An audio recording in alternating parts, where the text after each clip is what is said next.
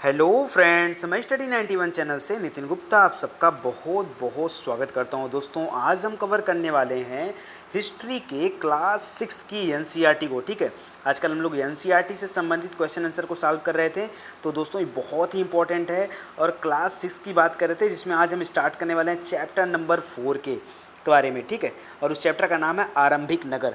और आज जो क्वेश्चन की संख्या है दोस्तों, वो है कुल 24 क्वेश्चन, और आपको बताना है कि इस 24 में से आपको कितना आ रहा है। ठीक है, आइए स्टार्ट करते हैं।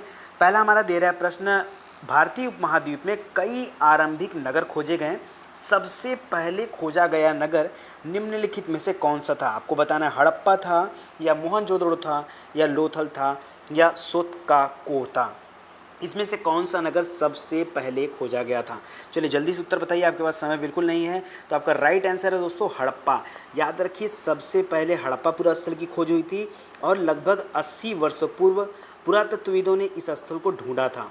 ठीक है, और क्योंकि इसकी खोज सबसे पहले हुई थी, इस वजह से इसके अगल बगल के जिस भी क्षेत्र में जो भी नई खोजें हुई हैं, उनको भी हड़प्पा स्थल के नाम से जाना जाने लगा, या हड़प्पा सभ्यता के नाम से कहा जाने लगा। ठीक है, अगर मैं इस शहर की बात करूं तो इसका निर्माण दोस्तों 4700 वर्षों पूर्व हुआ था। याद रखिएगा, पहले नंबर पे आपका हड़प्पा था और दूसरे नंबर पे आपका मोहनजोदाड़ो था। ठीक है, अभी हाल ही में एक चीज़ याद रखिए कि हड़प्पा और मोहनजोदड़ो ये दोनों पाकिस्तान में है। लोथल जो है ये आपके गुजरात में है, और सोतकाको नहीं है, सुतकांगेडोर है। ठीक है, तो इसको भी याद रखिएगा। अगला दे रहा है हड़प्पा पुरा स्थल निम्नलिखित में से किन स्थान पर है। आ गया वही प्रश्न। तो याद रखिए, ये पाकिस्तान में है दोस्तों, और पाकिस्तान में भी कहाँ, तो ये पंजाब वाले प्रांत में पड़ता है पाकिस्तान के। ठीक है, इसको याद रखिएगा। अच्छा, हुआ क्या था जब इसकी खोज हुई थी, तो आपको पता होगा लगभग 150 वर्ष पूर्व जब पंजाब में रेलवे लाइन बिछाई जाने का काम चल रहा था, तो इस काम में जुटे इंजीनियरों को अचानक से इस स्थल की जानकारी मिली, जो कि इस समय पाकिस्तान में है। ठीक है, हालांकि जब तक इंजीनियरों को पता चला, उसके पहले ही वहाँ के जो वर्कर थे वो बहुत सारी ईंटों को उसको खंडहर समझकर उखाड़ ले गए। और जब बाद में पुरातत्वविदों को पता चला और जांच के दौरान ये पता चला कि ये तो भारत की सबसे पुरानी सभ्यता में से एक है। सबसे पुरानी सभ्यता में से एक क्या, ये ऑलरेडी सबसे पुरानी सभ्यता है। तीसरा प्रश्न है, हड़प्पा सभ्यता के नगरों की विशेषता के संदर्भ में कौन सा कथन सही नहीं है। आपको ये बताना है कौन सा कथन सही नहीं है। पहला दे रहा है, इन नगरों में से कई नगरों को 2 या उससे अधिक हिस्सों में विभाजित किया गया था। अगला दे रहा है, सामान्यतः पश्चिमी भाग छोटा लेकिन ऊंचाई पर, और पूर्वी हिस्सा बड़ा लेकिन निचले इलाके में था। तीसरा दे रहा है, पुरातत्वविदों ने ऊंचाई वाले भाग को नगर दुर्ग और निचले वाले हिस्से को नगर कहा। ठीक है, और अगला दे रहा है, इसके दोनों हिस्सों की चार दीवारियाँ कच्ची ईंटों की बनाई गई थी। आपको बताना है कौन सा कथन सही नहीं है। तो आपको बता दूं दोस्तों, यहाँ पे जो कथन नंबर 4 है, ठीक है, ऑप्शन नंबर 4 ये गलत दिया हुआ है, ये सही नहीं है। बाकी का ऑप्शन क्या है, सही है। आपको पता होना चाहिए, हड़प्पा सभ्यता में जितने भी नगर मिले हैं वो या तो 2 और या तो 2 से अधिक, एक आखिरी नगर है जो 2 से अधिक में विभाजित है, नहीं तो बाकी नगर 2 भागों में विभाजित हैं। और जो पश्चिमी हिस्सा है वो छोटा है, छोटा होने के बावजूद भी ऊंचाई पर है और उसमें दुर्ग बना हुआ है। ठीक है, पूर्वी हिस्सा जो है बड़ा है लेकिन निचले इलाके में, इसलिए उसको निचला नगर कहा गया। लेकिन ये जो कच्ची ईंटों की चहर दीवारियों की बात कर रहा है, कच्ची ईंटों की चहर दीवारियाँ नहीं दोस्तों, हर एक जगह पे पक्की ईंटों की चहर दीवारियाँ पाई गई हैं। कच्ची ईंटें की जो चहर दीवारी है वो सिर्फ कालीबंगा में मिला है। कहाँ पर, कालीबंगा में। इस पॉइंट्स को याद रखिएगा। ठीक है, चलिए अगला देखते हैं। इसके बाद चौथा प्रश्न हमारे सामने दे रहा है, मोहनजोदाड़ो में खास तालाब बनाया गया था जिसे पुरातत्वविदों द्वारा महान स्नानागार कहा गया। क्या कहा गया, महान स्नानागार। इस स्नानागार की विशेषताओं के संदर्भ में निम्नलिखित में से कौन सा कथन सही नहीं है, ये बता दीजिए कौन सा सही नहीं है। ठीक है, चलिए पहला दे रहा है, इस तालाब को बनाने में ईंट और प्लास्टर का इस्तेमाल किया गया था। मैं शुरू में ही आपको बताया था कि दोस्तों उस समय की टेक्नोलॉजी इतनी हाईटेक थी कि प्लास्टर के साथ साथ हर एक ईंटे पर एक स्पेशल परत लगी हुई थी जिससे ईंटें लंबे समय तक चले। इसमें पानी का रिसाव रोकने के लिए प्लास्टर के ऊपर चारकोल की परत चढ़ाई गई थी, जो कि इस टेक्नोलॉजी को बयां करती है। इसमें दोनों तरफ से उतरने के लिए सीढ़ियां बनाई गई थी और चारों तरफ कमरे बनाए गए थे। और अगला है, इसमें पानी भरने के लिए सिंधु नदी से छोटी नहरें निकाली गई थी। तो ये थोड़ा सा कार्टूनी भरा है, तो याद रखिए नहरों से पानी नहीं हटाया जाता था। यहाँ पर आसपास कुएं खोदे गए थे, उन कुओं से पानी निकालकर इसमें डाला जाता था और वापस उपयोग करने के बाद इनको खाली भी कर दिया किया जाता था। ऐसा माना जाता है कि ये जो महान स्नानागार था, यहाँ शायद कोई स्पेशल पार्टी वगैरह हुआ करता था या किसी स्पेशल अवसर पर लोग स्नान करने आते थे।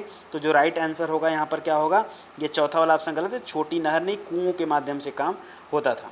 चलिए पांचवा बताइएगा, हड़प्पा सभ्यता से प्राप्त नगरों के संदर्भ में निम्नलिखित कथनों पर विचार कीजिए। पहला दे रहा कालीबंगा और लोथल से अग्निकुंड मिले हैं, कालीबंगा और लोथल से अग्निकुंड मिले हैं। दूसरा दे रहा हड़प्पा मोहनजोदड़ो और लोथल से बड़े बड़े भंडार गृह मिले हैं। आपको बताना है कौन सा कथन सही है। दोस्तों मैंने बहुत डिटेल में इस टॉपिक को कवर कराया हूँ, अगर उसके बावजूद आप नहीं कर पाओगे तो इसमें गलती आपकी है, अच्छे से पढ़ा करो, ठीक है। याद रखिए यहाँ पर जो दोनों कथन हैं वो दोनों कथन बिल्कुल सही हैं। जी हाँ दोस्तों, बिल्कुल सही कथन यहाँ पे दे रहा है। याद रखिए कालीबंगा जो कि राजस्थान में है और घग्गर नदी के किनारे लोथल जो है ये भोगवा नदी के किनारे गुजरात में है। इन दोनों जगहों से अग्निकुंड के साक्ष्य मिले हैं और कालीबंगा से तो जो है शिवलिंग का भी साक्ष्य मिला है, लिंग पूजा का भी साक्ष्य मिला है, ठीक है। इसके अलावा जुते हुए खेत का प्रमाण कालीबंगा से मिला हुआ है, उसके अलावा कच्ची चारदीवारी का प्रमाण वहाँ से मिला हुआ है और इसके अलावा भूकंप के प्रमाण भी कालीबंगा से मिले हुए हैं, ठीक है। ये सब पॉइंट याद रखना। और दूसरा पॉइंट जहाँ बोल रहा है हड़प्पा मोहनजोदड़ो लोथल, तो यहाँ पर बड़े बड़े भंडार गृह मिले हैं। इससे ये लगता है ये तीनों के तीनों नगर बहुत बड़े रहे होंगे और यहाँ पर जो स्टोरेज को लेकर के इस तरह के भंडार गृह बनाए गए होंगे, ठीक है। याद रखिएगा लोथल से तो क्या था, ये दोनों को तो जुड़वा राजधानी कहा जाता था और लोथल जो था क्योंकि अब बंदरगाह था, पत्तन था, तो जाहिर सी बात है यहाँ पर जो भी व्यापारी आते थे वह सामान को रखने के लिए इस भंडार गृह का इस्तेमाल करते रहे होंगे। तो इस पॉइंट को याद रखिएगा, दोनों कथन जो है वो सही है। अगला दे रहा है निम्नलिखित में से किन स्थानों पर हड़प्पा नगर प्राप्त हुए। हड़प्पा नगर जो है प्राप्त हुए कहाँ सर, और ये ऑप्शन में दे रहा है सिंध पाकिस्तान, गुजरात भारत, राजस्थान भारत, हरियाणा भारत और पंजाब भारत। तो आपको बताना है कहाँ से हड़प्पा नगर प्राप्त हुए। तो हड़प्पा नगर कहने का सेंस ये है दोस्तों, केवल हड़प्पा की बात नहीं कर रहा है, ये पूरी की पूरी हड़प्पा सभ्यता की बात कर रहा है। और मैं आपको बता दूं तो सिंध की बात करूंगा तो सिंध से मिला है हड़प्पा मोहनजोदड़ो सब वहीं है। गुजरात से दोस्तों लोथल मिला है, राजस्थान से कालीबंगा मिला है, इसी तरह हरियाणा पंजाब से रोपड़ मिला है, हरियाणा से बनावली वगैरह देखेंगे, ठीक है। तो ये सब चीज़ अलग अलग जगहों से मिले हैं। इससे पता चलता है कि ये पाँच की पाँचों जगहों से जो है हड़प्पा नगर स्थल प्राप्त हुए हैं, ठीक है। तो डी ऑप्शन क्या हो जाएगा आपका, बिल्कुल सही हो जाएगा।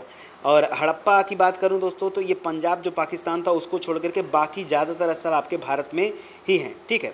इन सभी स्थलों में पुरातत्वविदों को अनोखी अनोखी चीज़ें मिली हैं, जैसे मिट्टी के लाल बर्तन जिन पर काले रंग के चित्र बने थे, पत्थरों के बाट मिले हैं, मुहरें मिली हैं, मनके मिले हैं, मनके माने आभूषण, तांबे के उपकरण मिले हैं, पत्थर के लंबे ब्लेड आदि मिले हैं, बहुत सारी चीज़ें मिली हैं, ठीक है। और मैं आपको बहुत अच्छे से इस टॉपिक को कवर भी कराया हूँ। सातवां है हड़प्पा सभ्यता में घर, नाले और सड़कों का निर्माण योजनाबद्ध तरीके से एक साथ किया जाता था। इन नगरों की ऐसी विशेषताओं के संदर्भ में कौन सा सही नहीं है। मतलब यहाँ पे तीन जो है वो तीन, कोई भी तीन सही है और एक यहाँ पर से गलत है, उसी को आपको ढूंढना है। अभी देखो क्या दे रहा है, इन नगरों के घर आमतौर पर एक या दो मंजिल के हुआ करते थे, ठीक है। बिल्कुल सही बता रहा है, आपको इसके बारे में पता ही होगा कि कई बार जो है घर एक मंजिला भी होते थे, कई बार दो मंजिला भी होते थे, कई बार इससे ज़्यादा भी हुआ करते थे। अधिकांश घरों में एक अलग स्नानागार होता था और कुछ घरों में कुएँ भी होते थे। ये भी बिल्कुल सही है चीज़ दोस्तों, ठीक है। हर एक घर में अपना एक कुआँ होता था, ज़्यादातर घरों में कुएँ थे और स्नानागार थे। इन सभी नगरों में नालों को खुला रखा जाता था। इतना स्टैंडर्ड नगर नियोजन पद्धति थी और कह रहा नालों को खुला रखा जाता था ताकि इनकी सफाई आसान हो। नालों को बंद रखा जाता था, खुला नहीं रखा जाता। तो सी ऑप्शन क्या हो जाएगा, गलत। बाकी हर नाली में हल्की ढलान होती थी ताकि पानी जो है आसानी से बह सके। और आपको याद होगा एनसीईआरटी पढ़ाते समय मैं उस ढलान वाले नाली को दिखाया भी था, आपको याद आया। चलिए आगे देखते हैं।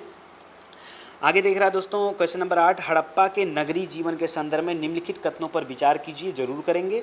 नगरों में शासक वर्ग नगर की खास इमारत बनाने की योजना तैयार करता था। लिपिक और शिल्पकार भी नगरों में रहते थे।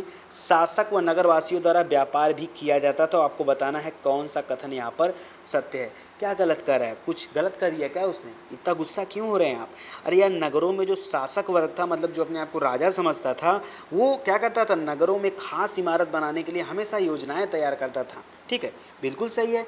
लिपिक और शिल्पकार वर्ग जो थे, ठीक है, ये नगरों में रहा करते थे। कहाँ भगा देंगे क्या नगरों से, तो जाहिर सी बात है यार हमारे वहीं पे रहेंगे। शासक और नगरवासी ये सभी क्या करते थे, व्यापार का काम किया करते थे।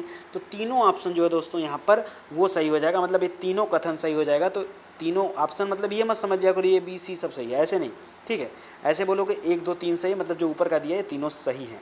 कोई दिक्कत आपको, कोई दिक्कत हो तो बताइए, फिर से मैं समझा देता हूँ। देखिए मैं चलो समझा ही देता हूँ। याद रखो जैसे हड़प्पा नगर की बात कर लो तो यहाँ पर नगर नियोजन एक अद्भुत कला देखने को मिलता है नगर नियोजन की। तो आप याद रखो यहाँ अद्भुत कला किसके भरोसे मिलती है, तो जो वहाँ का राजा होगा उसी ने तो सारी प्लानिंग तैयार किया होगा। ये शासक लोगों को दूर दूर भेजते थे, वहाँ से धातुएं मंगवाते थे, बहुमूल्य पत्थर मंगवाते थे, अन्य उपयोगी जो चीज़ें होती थी उनको भी मंगवाते थे। इस तरह से शासक और नगरवासी मिलकर व्यापार भी करते थे और नगर नियोजन की पद्धति को और अच्छा भी बनाते थे। रही बात लिपिकों की और शिल्पकारों की, तो ये भी जो है उसी राज्य में रहते थे। लिपिकों का काम क्या होता था, लिपिक माने मुहरों को बनाना, जो राजा द्वारा मुहर बनाए जाते हैं। कभी कभी कोई व्यापारी भी अपना मुहर छप बनवाता था, तो मुहरों पर लिखने का कार्य कौन करता था, लिपिक करता था। और कहीं भी लिखने का काम हो, ठीक है, वो लिपिक करता था। और शिल्पकार वो चाहे स्त्री और पुरुष दोनों हो सकते थे। तो ये अपने अपने घरों में उद्योग स्थल पर रह करके तरह तरह की चीज़ें बनाते थे और वहीं से फिर क्या करते थे, मार्केट में बेचा जाता था। तो ये पॉइंट समझ में आया। चलिए 9वां प्रश्न देखिए, हड़प्पा से प्राप्त बाट और मनकों के संदर्भ में निम्नलिखित में से कौन से कथन पर विचार कीजिए और सही का पता लगाइए। करा बाटों को बनाने के लिए सामान्यतः चूना पत्थर का प्रयोग किया जाता था। और दूसरा दे रहा मनकों के निर्माण में, मनके क्या थे, देखिए बाट और मनका अलग अलग था। मनका आभूषण था, मनकों के निर्माण में कर्निलियन पत्थरों का प्रयोग हुआ। मोस्ट इंपॉर्टेंट, जब मैं पढ़ा रहा था एनसीईआरटी तब मैं बोला था कि इससे क्वेश्चन जरूर बनेगा, इसलिए आप ध्यान से पढ़ लीजिए। तो जो लोग ध्यान से पढ़े होंगे उनको पता होगा, जो नहीं पढ़े होंगे नहीं पता होगा। चलिए फटाक से बताइए कौन सा कथन सही है, जल्दी से बता दीजिए, जल्दी बताइए। चलिए मैं आपको बताता हूँ। पहला क्वेश्चन जो दिया है दोस्तों, पहला जो ऑप्शन नंबर 1 दिया है, मतलब ये जो कथन 1 दिया है, ये जो है आपका ये गलत है। बाटों को बनाने के लिए चूना पत्थर नहीं दोस्तों, बाटों को बनाने के लिए किसका इस्तेमाल किया जाता था, चर्ट पत्थरों का प्रयोग किया जाता है, स्लेटी पत्थरों का प्रयोग किया जाता था, ठीक है। याद रखिए चर्ट पत्थर बोलिएगा, चर्ट पत्थरों का इस्तेमाल किया जाता था, चूना पत्थर का नहीं। और जो यहाँ पे दूसरा दे रहा है, मनकों के निर्माण में कर्निलियन पत्थरों का प्रयोग होता था, तो ये बिल्कुल सही है। मैं आपको कर्निलियन हाईलाइट भी किया था और बताया था कि इन पत्थरों को काट कर या तराश कर मनके बनाए जाते थे और कभी कभी इनके बीच में छेद भी किया जाता था ताकि बीच में धागा डाल करके मालाएँ बनाई जा सके। तो यहाँ पर केवल 2 जो है वो सही हो जाएगा, ठीक है। चलिए 10वां देखिए, निम्नलिखित में से किस हड़प्पीय स्थल से एक कढ़ाईदार वस्त्र पहने एक महत्वपूर्ण व्यक्ति की पत्थर से बनी मूर्ति प्राप्त हुई है, तो फटाक से बता दीजिए। तो बहुत फेमस जगह था मोहनजोदाड़ो, ठीक है। और उस इमेज को भी मैं आपको दिखाया था। मोहनजोदाड़ो में एक महत्वपूर्ण व्यक्ति की मूर्ति मिली है और आपको पता होगा उस व्यक्ति ने एक कढ़ाईदार वस्त्र वही पहने हुआ था। हालांकि टूटी फूटी मूर्ति थी लेकिन था तो था। अच्छा एक चीज़ और उसको मैं आपको याद आएगा, उनकी जो दाढ़ी थी, ठीक है, वियर्ड दाढ़ी और मूंछ, वो बड़े अच्छे तरीके से उसमें बनाए गए थे। याद आया आपको फिगर कुछ? तो यहाँ पर आंसर क्या हो जाएगा, मोहनजोदाड़ो। चलिए 11वां देखते हैं, हड़प्पीय नगर शिल्प के संदर्भ में निम्नलिखित कथनों पर विचार कीजिए जो सही है बताइए। 3 दे रहा है, सोने और चांदी से गहने और बर्तन बनाए जाते थे, सोने और चांदी से गहने और बर्तन बनाए जाते थे। अरे क्या हुआ, हंस नहीं सकता क्या भाई? तांबे और कांसे से केवल औजार और हथियार बनाए जाते थे। भाई केवल जहाँ लगता है ना, जान लो अगर आपको क्वेश्चन ना आता रहे ना, कभी भी एग्जाम में अगर मान लो ना आ रहा हो और तुक्का मारने की इच्छा कर रही, तो याद रखो जहाँ केवल है ना उसको छांट के अलग कर देना। ये केवल बड़े बवाली होते हैं सब, ठीक है, जहाँ लग जाते हैं वहाँ तबीयत खराब कर देते हैं, ठीक है। तो तांबे और कांसे से केवल औजार और हथियार बनाए जाते थे। अरे ये कहते थे कि औजार और हथियार बनाए जाते थे, मान लेते हैं, लेकिन केवल कहाँ लगा दिए, क्या उससे बर्तन नहीं बनते थे? बहुत कुछ बनता था, है कि नहीं? तो ये 2 वाला गलत हो जाएगा। और रही बात तीसरी की, तो मुहर बनाने के लिए पत्थरों का प्रयोग किया जाता था, बिल्कुल किया जाएगा, चर्ट पत्थर वही तो थे, ठीक है। तो पत्थरों का इस्तेमाल किया जाता था। तो यहाँ पे 1 और 3 जो होगा वो सही हो जाएगा, बाकी 2 वाला जो है वो गलत है। कोई दिक्कत आपको दोस्तों? चलिए अच्छा कुछ चीज़ और बता देता हूँ। हड़प्पा स्थलों की बात करें तो बहुत सारी चीज़ें मिली वहाँ से, अधिकतर पत्थर, शंख, तांबे और कांसे, सोने, चांदी, बहुत सारी चीज़ें मिली। ऐसा मत समझिएगा वहाँ सोना चांदी नहीं मिला, कांसा ही मिला है, ठीक है, नहीं, सोना चांदी मिला है, कांसा मिला है, तांबा मिला है, शंख मिला है, पत्थर मिला, बहुत कुछ सामान मिले वहाँ से, ठीक है। और ख़ासकर सोने चांदी से बने गहने और बर्तन भी मिले हैं, ठीक है। और रही बात तांबे और कांसे की, तो उससे औजार भी बनाए जाते थे, हथियार भी बनते थे, गहने भी बनते थे और बर्तन भी बनते थे, ठीक है। ये सब पॉइंट्स याद रखिएगा, गलती मत करिएगा प्लीज़। चलिए आगे बढ़ते हैं। 12वां क्वेश्चन दे रहा है सूती कपड़ों के टुकड़ों के अवशेष निम्नलिखित में से किस हड़प्पा स्थल से मिले, तो आप बता दीजिए। सूती कपड़े के टुकड़े का वो ठीक है, तो ये मिला मोहनजोदाड़ो से। मोहनजोदाड़ो का अलावा कहाँ से मिला है, तो लोथल से मिला है। याद आया, लोथल में क्या मिला था, सूती कपड़ों की छाप मिली थी ना, तो याद रखिए मोहनजोदाड़ो से मिला है, लोथल से मिला है। ठीक है, इस पॉइंट को याद रखिएगा, कोई दिक्कत। आगे देखिए 13वां दे रहा है हड़प्पा के नगरों में सूत कताई का काम होता था। जब कपड़ा का था तो सूत कताई का होगा कि नहीं, हाँ होगा ही होगा। चलिए अब देखते हैं मेहरगढ़ में कपास की खेती होती थी, बिल्कुल होती थी। और लेकिन यार ये काम गड़बड़ दे दिया। अरे यार सूत की कताई और कपास की खेती से कोई लेना देना नहीं था, मतलब या तो एक जगह का बोला होता, मेहरगढ़ कहाँ है हड़प्पा कहाँ है, तो सही तो दोनों है, लेकिन इसका जो स्पष्टीकरण है ना ये मज़ेदार नहीं है, मतलब ये सही नहीं है। ठीक है, याद रखिएगा। मेहरगढ़ की बात करें तो वहाँ पे कपास की खेती दोस्तों 7,000 वर्ष पूर्व हुआ करती थी। ठीक है, इस बात को याद रखिएगा। और मोहनजोदाड़ो की बात करें तो वहाँ से कपड़े के टुकड़ों के अवशेष मिले हैं, तो ये तो कंफर्म हो गया वहाँ सूत कताई का काम होता था। चांदी के एक फूलदान के ढक्कन तथा कुछ अन्य तांबे की वस्तुओं पर चिपके हुए कपड़े के अवशेष जो है प्राप्त हुए हैं। यहाँ से प्राप्त पक्की मिट्टी और फेयन से बनी तकलियाँ सूत कताई का संकेत देती हैं। ठीक है, फेयंस में आपको बताया था। ठीक है, तो याद रखिएगा यहाँ पे जो बी है वो आपका सही हो जाएगा। चलिए 14वां क्वेश्चन देखते हैं। हड़प्पा में मिट्टी के बर्तनों पर सामान्यतः किस रंग का उपयोग होता था, ये मोस्ट इंपॉर्टेंट है और आपको बताना है। तो लाल रंग के मृदभांड हुआ करते थे। मिट्टी के बर्तनों को किस रंग से डिजाइन किया जाता था, लाल रंग के, याद रहेगा। इन बर्तनों के ऊपरी हिस्से में लाल रंग की पुताई और जो अंदर का हिस्सा था, निचला हिस्सा, वहाँ पे काले रंग की पुताई करके और फिर उसके बाद बाहर की तरफ चित्रकारी के कार्य किए जाते थे। हड़प्पा काल में प्रयोग किए जाने वाले फेंस, गजब, मुझे पता था ये फेंस आएगा एग्जाम में। ठीक है, फेंस के संदर्भ में निम्नलिखित कथनों पर विचार कीजिए। फिर मैं कह रहा हूँ आज अगर गड़बड़ करोगे ना कल फिर एग्जाम में आएगा ये। ठीक है, इसलिए पढ़ लीजिए। इस काल में फेंस से मनके, चूड़ियाँ, बालें और छोटे बर्तन बनाए जाते थे। ठीक है, आप एक दे रहा है। दूसरा दे रहा है इस काल में प्रयोग होने वाले पत्थर और शंख जहाँ प्राकृतिक रूप से पाए जाते थे वहीं फेंस को कृत्रिम रूप से तैयार किया जाता था। जी हाँ दोस्तों, तो यहाँ पे दोनों बातें बिल्कुल सही है। लेकिन रही बात फेंस की, तो मैं फेंस के बारे में आपको बताया था कि फेंस को कृत्रिम रूप से तैयार किया जाता था, जबकि पत्थर हो गए, शंख हो गए, प्राकृतिक रूप से पाए जाते थे। अब आपके दिमाग में आएगा सर एक बार और बता दो, याद नहीं आ रहा है कि फेंस बनता कैसे था।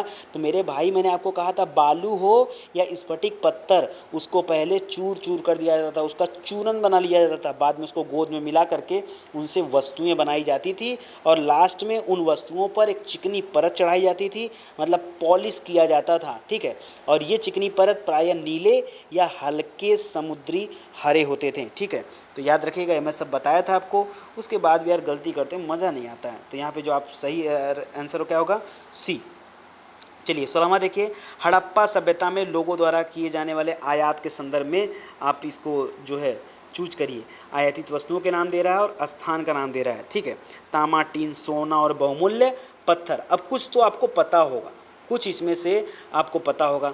जैसे कि बात मैं करूं तो जैसे अगर मैं बात करूं तो सोना की, ठीक है, तो आपको पता होगा सोना जो कोलार की खान से आता है और वो कहाँ पर है, कर्नाटक में। तो एक तो कंफर्म होगा कि सी का 4 होगा। ठीक है, इसके अलावा और भी आपको पता है, और भी आपको पता है। बताऊं क्या पता है आपको, चलो पहले आप सोच लो फिर मैं बताता हूँ। अरे भैया आप सुने हो कि नहीं, खेतड़ी कहाँ है, खेतड़ी राजस्थान। ठीक है, वहाँ पे क्या है, तांबे की खान है। तो ये देखो हो गया हमारा ए का 3। रही बात टीन की, तो टीन क्या है दोस्तों बताओ, टीन है अफगानिस्तान से आता था। और बहुमूल्य पत्थर कहाँ से आते थे, तो कुछ तो राजस्थान से आते थे और कुछ कहाँ से आता था, गुजरात से भी आता था। ठीक है, तो यहाँ पे राइट आंसर क्या हो जाएगा, डी का हो जाएगा 1 और बी का हो जाएगा 2।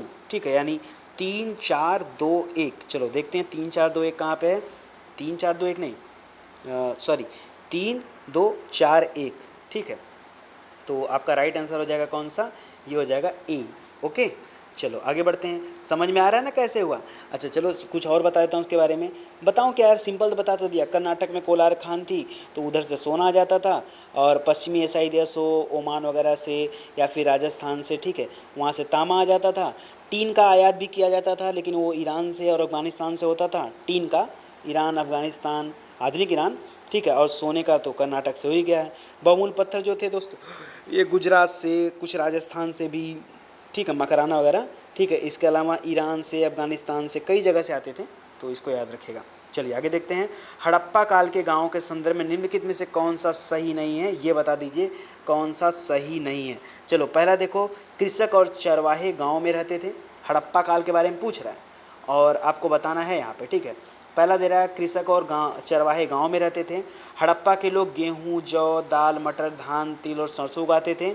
खेतों की जुताई के लिए हल का प्रयोग इस समय की नई बात थी। सभी हड़प्पा नगरों में सिंचाई के लिए पर्याप्त जल वर्षा से प्राप्त हो जाता था।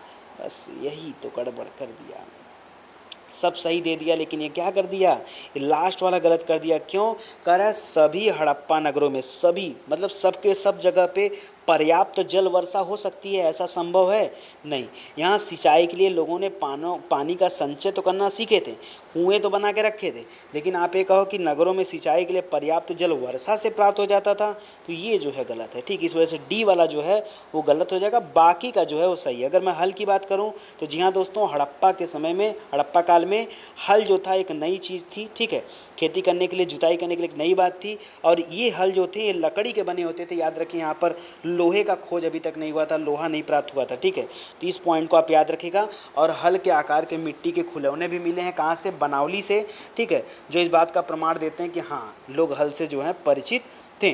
रही बात ये गेहूँ, जौ, दाल, मटर, धान, तिल और सरसों की, तो ये बिल्कुल सही है, हड़प्पा वासी ये सब उगाते थे। ठीक है, और बाकी कृषकों की और चरवाहों की बात करें तो स्पेशली गांव में रहते थे। हालांकि अगर पूरी तरह से हड़प्पा सभ्यता की बात करें तो एक तरह की नगरी सभ्यता थी। ठीक है, लेकिन इसका मतलब ये नहीं कि वहाँ पे गांव नहीं थे। ठीक है, सभ्यता जरूर नगरी थी लेकिन गांव भी अवेलेबल थे।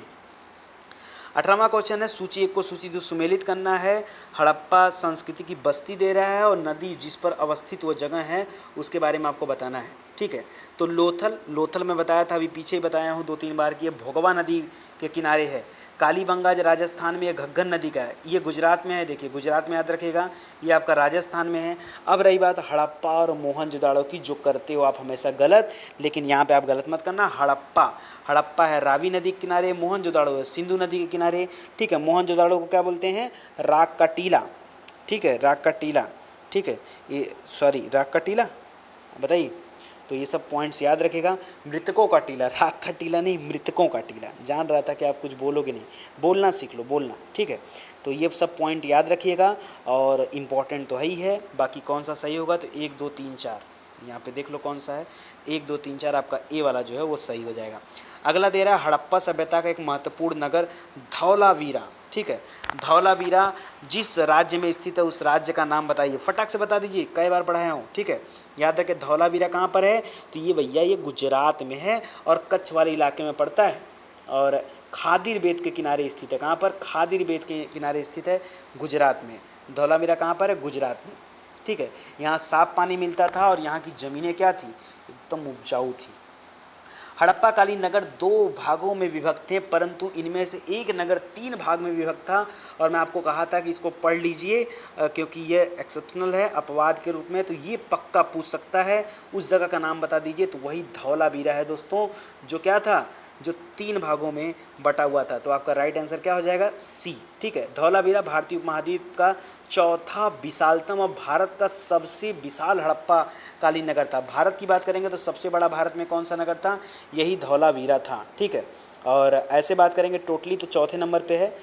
और याद रखो, जहाँ अगर हम पूरे हड़प्पा सभ्यता के अन्य नगरों की बात करें तो वहाँ 2 भागों में विभक्त था, लेकिन धौलावीरा जो था दोस्तों ये 3 भागों में बटा था। ठीक है, और इसके हर एक हिस्से के चारों ओर पत्थर की ऊंची ऊंची दीवारें बनाई गई थी। इसके अंदर आने जाने के लिए बड़े बड़े प्रवेश द्वार थे। यहाँ सार्वजनिक कार्यक्रमों के लिए एक खुला मैदान भी पाया गया है, जो कि आपके एग्ज़ाम में पूछा जाता है। और यहाँ से अच्छा, आपसे पूछा जाए कि अगर मिले हैं क्या से, यहाँ से क्या क्या मिले हैं, तो क्या बताओगे? कि यहाँ मिले कुछ अवशेषों में हड़प्पा लिपि के बड़े बड़े अक्षरों को पत्थरों में खुदा पाया गया है। इन अभिलेखों को संभवतः लकड़ी में जड़ा गया था और यह एक अनोखा अवशेष है जो कि आमतौर पर केवल यहीं पे मिला हुआ है। ठीक है, और बाकी मुहर वगैरह ये तो कॉमन सी बात है। देखिए, हड़प्पा का लोथल नगर निम्नलिखित में से किस राज्य में अवस्थित है? कई बार पूछ चुका, गुजरात में है, भोगवा नदी के तट पर, गुजरात में। ठीक है, तो ये याद रखिएगा। चलिए तो ये हो गया गुजरात। और चलिए अगला देखते हैं। 22वां है, लोथल नगर के संदर्भ में निम्नलिखित में से कौन सा कथन सही नहीं है, ये बता दीजिए। सही नहीं जो कथन है उसके बारे में बताइए। कह रहा है यह गुजरात में माही नदी के किनारे बसा है, नहीं ये भोगवा नदी के किनारे है, तो यही वाला गलत हो जाएगा। बाकी यहाँ एक बंदरगाह था यानी पत्तन था, सही है। भंडारगिरी भी था, बिल्कुल सही है। यहाँ एक इमारत मिली जहाँ मनके बनाने का काम होता है, बिल्कुल सही है। रंगाई का कुआं मिला है, वो भी सही है। तो ये सब पॉइंट्स याद रखिएगा, ठीक है। चलिए अगला क्वेश्चन आते हैं दोस्तों। अगला है हड़प्पा कालीन मुहर यानी मुद्रा और मुहर बंदी के संदर्भ में निम्नलिखित कथनों पर विचार कीजिए। पहला दे रहा, मुहर का प्रयोग सामान से भरे उन डिब्बों या थैलों को चिन्हित करने के लिए किया जाता था जो एक जगह से दूसरी जगह पर भेजे जाते थे। दूसरा दे रहा है, शासक वर्ग द्वारा प्रचलित मुहर को बंद करना मुहर बंदी कहलाता था। आपको बताना है कौन सा कथन सत्य है, बताइए जल्दी से। तो पहला वाला जो कथन है वो तो बिल्कुल सत्य है। याद रखिए मुहरों का इस्तेमाल कब किया जाता था, जैसे आज होता है ना, आप किसी डब्बे पैक कर दिए उसके ऊपर चिन्हित करने के लिए लगा देते हो, ठीक है, जब सामान को एक जगह से दूसरी जगह पर भेजते हो। लेकिन जो मुहर बंदी बोला ना, ये थोड़ा सा अलग है। मुहर वहाँ क्या होता था कि थैलों को बंद करने के बाद उसके मुहानों पर गीली मिट्टी पोत कर तब मुहर लगाया जाता था, ताकि अगर उस पर कोई खोल कर देख भी लेता है तो फिर क्या होगा, उसको खुला हुआ मान लिया जाएगा। अगर छाप टूटी होगी तो यह साबित हो जाता है कि सामान के साथ छेड़छाड़ हुई है, अगर नहीं टूटी हुई है तो इसका मतलब सामान के साथ छेड़छाड़ नहीं हुई है। और इस मुद्रा छाप को मुहरबंदी बोलते थे, ठीक है। इस प्रचलित मुहर को नहीं बोलते थे, उस मुद्रा छाप को मुहरबंदी बोलते थे कि पहले मिट्टी का लेप लगा के उसके ऊपर मुहर मार दो ताकि कोई खोलेगा तो पता चल जाएगा। तो यहाँ पे सही कदम पूछा तो केवल एक जो है वो सही है। और ये आज का आखिरी प्रश्न आपके सामने है। हड़प्पा सभ्यता के अंत के विषय में विभिन्न वैज्ञानिकों के विभिन्न तर्क हैं, बहुत सारे लोगों का अलग अलग तर्क है, तो इसमें से बताना है कि कौन सा सही तर्क है। नदियों का सूखना, जंगलों का विनाश, सही नहीं, ये पूछ रहा है कि अलग अलग लोगों में से कौन सा सम्मिलित है उस तर्क में। हाँ तो बिल्कुल सही है। कुछ लोगों ने कहा कि भाई नदियाँ सूख गई थी इसलिए पतन हो गया, कुछ ने कहा जंगलों का विनाश हो गया था इसलिए पतन हो गया, कुछ ने कहा शासकों का नियंत्रण समाप्त हो गया था इसलिए पतन हो गया, कुछ ने कहा भैया बाढ़ आ गया था इसलिए पतन हो गया, कुछ ने तो ये भी कहा कि भूकंप आ गया था इसलिए पतन हो गया, कुछ ने कहा कि आर्यों ने आक्रमण कर दिया था इसलिए पतन हो गया। तो तमाम लोगों ने तमाम बातें कही हैं। फिलहाल जो सही है वो क्या है, यहाँ पर 1 2 3 सही होगा। तो देख लेते हैं 1 2 3 कहाँ पर है, ये रहा 1 2 3। और इस तरह से दोस्तों आज का ये टॉपिक होता है समाप्त, और कल नेक्स्ट हम लोग चर्चा करेंगे और नेक्स्ट टॉपिक पढ़ेंगे। तो डेली का जो सुबह सुबह का जा रहा है ना ये क्वेश्चन आंसर सीरीज, इसको ज़रूर से कर लिया करो। ज़्यादा क्वेश्चन तो होते नहीं, लिमिटेड रखता हूँ ताकि आप अच्छे से पढ़ाई कर सको। और शाम के टाइम जो आपका साइंस स्पेशल चल रहा है ना उसको ज़रूर से देखो। और जो लोग नए हैं मैं चाहूँगा दोस्तों आप सिर्फ प्लेलिस्ट में आ जाओ और वहाँ जाकर आप वीडियोज़ को देख सकते हैं। इसके अलावा दोस्तों अभी मैंने आपसे अपनी समस्या के बारे में कुछ कहा था कि मुझे कैमरा परचेज़ करना है, और मैं चाहता हूं कि जो मैं आपको लाइव रिकॉर्डिंग दे रहा हूं इसकी क्वालिटी थोड़ा सा मैं बढ़ा सकूं। तो जो लोग भी डोनेट किए हैं पिछले दिनों में, मैं उनका बहुत बहुत धन्यवाद देना चाहूँगा। और बहुत अच्छा लगता है दोस्तों कि जब आप हमारी बातों को सुनते हो, बहुत अच्छा फील होता है यार कि चलो कम से कम मेरे ऐसे भाई बहन हैं कि जिनसे मैं एक बार कोई बात बोल दिया तो वो मुझ पर भरोसा करके ये चीज़ें दे रहे हैं। तो बहुत बहुत धन्यवाद दोस्तों। और मैं प्रॉमिस करता हूँ आपसे कि आपका ये भरोसा हमेशा मैं बनाए रखूँगा, कभी इसको तोड़ूंगा नहीं। कुछ लोगों का मैसेज आया कि सर टारगेट आलोक एक चैनल है, आप लोग वाकिफ़ भी होंगे उससे, कि सर वो मुझसे हम लोगों से पहले पैसा मांगे थे, बाद में धोखा दे के चले गए। तो दोस्तों मैं उनके जैसा नहीं हूँ, हालांकि मैं साबित तो नहीं करूँगा अभी, क्योंकि समय बताएगा कि मेरा नेचर कैसा है और मैं आपसे पैसा लेता हूँ नहीं लेता हूँ, ये तो समय बताएगा ना। तो मैं ज़्यादा कुछ कहना नहीं चाहूँगा, बस यही कहूँगा कि जो विश्वास आपने मुझ पर बनाया है वो आप बनाए रखेगा, और जो विश्वास मैं आप पर बनाया हूँ वो मैं बनाए रखूँगा, ठीक है। तो बिल्कुल मैं आपके साथ हूँ और हर समय साथ हूँ, पढ़ाई के लिए तो हमेशा मैं आपके सामने खड़ा हूँ, ठीक है, और कभी भी आपका साथ नहीं छोड़ूंगा, ये मेरा वादा है। चलिए बहुत बहुत धन्यवाद। और जो लोग अभी तक डोनेट नहीं कर पाए हैं वो जो भी चाहें स्वेच्छा से वे कर सकते हैं, कोई दिक्कत नहीं, कोई आपत्ति नहीं है, कोई ज़ोर ज़बरदस्ती भी नहीं है, ठीक है। सब लोग हमारे अपने हो, ठीक है, और जो जिस लायक है वो कर सकता है, ठीक है। जो भी आपकी इच्छा हो वो डोनेट करिए, कोई समस्या नहीं है। और जिस दिन भी मेरा ये टारगेट पूरा हो जाएगा, क्योंकि कैमरा जो परचेज करना है मैं आपको बताऊंगा भी कि कौन सा मैं कैमरा परचेज करने जा रहा हूँ, या अगर कोई जानकार हो तो प्लीज़ वो मुझे संपर्क कर सकता है कि सर आप जो है क्लास को रिकॉर्ड करने के लिए ये कैमरा परचेज कर सकते हो, ठीक है।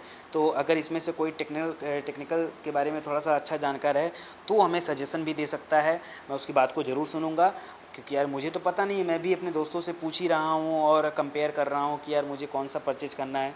तो अगर आप थोड़ा बहुत हेल्प कर दोगे इस बारे में भी तो मुझे और भी अच्छा लगेगा, ठीक है। चलिए इसी के साथ वीडियो समाप्त होता है।